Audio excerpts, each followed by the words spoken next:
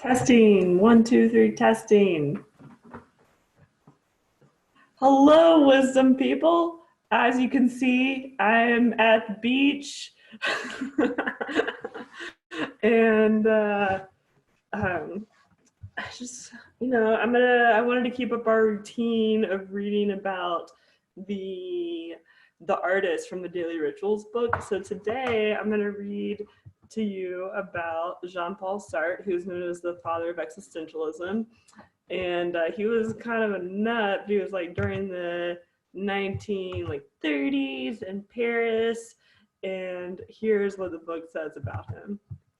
So Jean-Paul Sartre from 1905 to 1980, it says, "One can be very fertile without having to work too much," Sartre once said. "3 hours in the morning, 3 hours in the evening. This is my only rule. If that makes the French philosopher's life sound relaxed, however, it's misleading." Sartre lived in a creative frenzy for most of his life, alternating between his 6 hours of daily work and an intense social life filled with rich meals, heavy drinking, drugs, and tobacco. On a typical day, Sartre worked in his Paris apartment until noon, then went out for an hour of appointments scheduled by his secretary. At 1:30, he joined his companion, Simone de Beauvoir, and their friends for lunch, a 2-hour affair washed down with a quart of red wine. At 3:30 on the dot, he pushed away from the table and rushed back to his apartment for his second period of work, this time joined by Beauvoir. At night, he slept badly, knocking himself out for a few hours with barbiturates. By the 1950s, too much work on too little sleep, with too much wine and cigarettes, had left Sartre exhausted and on the verge of collapse.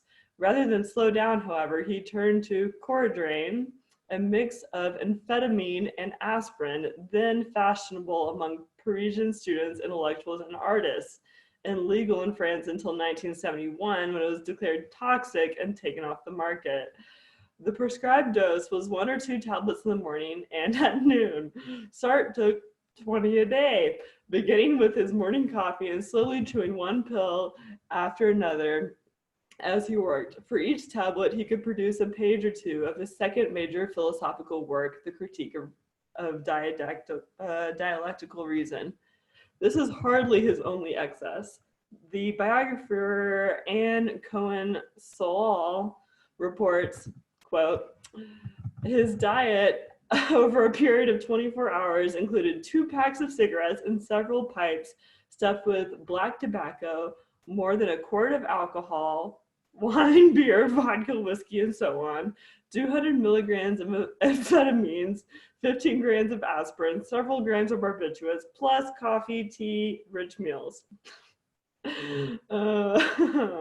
Sartre knew he was wearing himself out, but he was willing to gamble his philosophy against his health.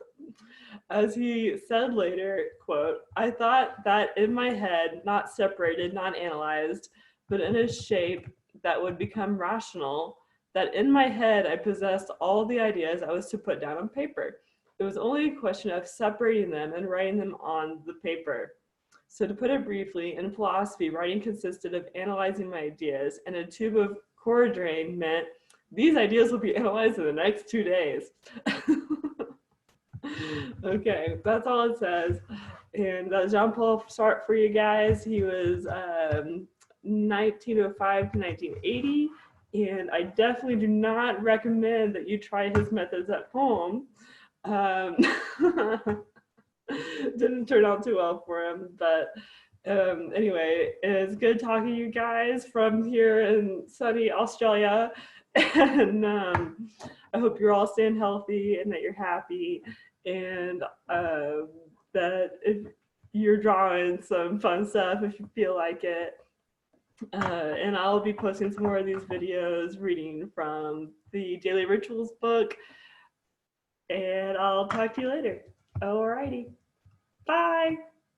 Wish you're here. Miss you.